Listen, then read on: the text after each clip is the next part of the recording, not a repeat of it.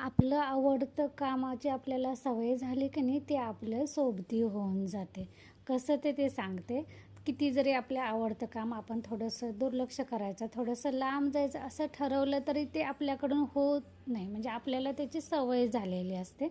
तसंच माझ्या बाबतीत झालं. काही कारणास्तव माझे व्लॉग कधी मला शूट करायला पण भेटले नाही. कामाचं आणि थोडंसं इकडे तिकडे जाणं होतं आणि थोडंसं मी ठरवलं होतं थोडंसं बाबा गॅप घ्यायचा.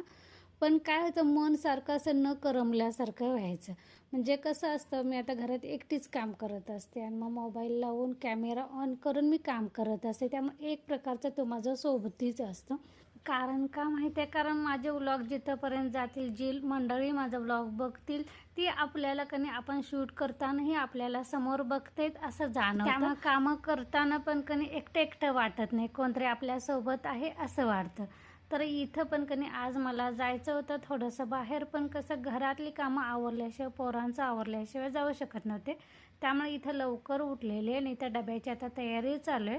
म्हणजे चपातीला पीठ मळून घेतलेलं आहे आणि भाजी इथं फोडणीला टाकत आहे. तर आज माझ्या मामांची 12वी आहे, म्हणजे वारल्यानंतर जे 12 दिवसाचा कार्यक्रम असतो फोटोपूजन वगैरे, तर तो आहे. त्यामुळे तिकडे मला जायचं आहे. तर इथं भाजी करून घेतली आणि एका बाजूला दूध ठेवलं होतं. हे बघा काही तर दुसरं करायला लागलं की हे 4 दिवसातून असं एकदा का असं ना माझ्यासोबत होतंच. तर एकीकडे गॅसवरची कामं आवरत मी बाकीची कामं पण आवरत होते, कारण सगळंच मला वेळेत आवरायचं होतं. मोर पिसाचे पंख कणे असे देवाच्या साईडला ठेवले होते, ते आडवे झाले होते, ते नीट लावून घेतले. पाहुण्याने एका केळी आणली होती, ती तशीच कणी कॅरी बॅगमध्ये ठेवली होती. ती बाहेर काढून घेतली, म्हणजे कसं पोरांना दिसली की ती येता जाता खातील. त्यानंतर इथं थोडंसं शिळं दूध होतं, ते पहिल्यांदा गरम करून घेतलं. त्यानंतर ताजं दूध होतं, ते पण बारीक गॅसवर गरम करून घेतलं. त्यानंतर भांडी रात्रीची लावायची होती, ती म्हटलं भाजी होईतोपर्यंत आणि हे दूध वगैरे गरम होईतोपर्यंत भांडी जाळीतली लावून घ्यायची, ती आवरून घेतली. त्यानंतर म्हटलं पहिल्यांदा चहा करून घेऊया, कारण सकाळ सकाळी थंडी पण आहे. थंडी तशी तर थोडी कमी आहे. चला मंडळी चहा घ्यायला या. चहा घेतल्यानंतर चपाती केल्या. त्यानंतर नीलचा डबा भरून घेतला. तनूला सुट्टी आहे, कारण त्याला एक्झाम आहे, त्यामुळे त्याच्या अगोदर त्याला सुट्टी दिलेली आहे.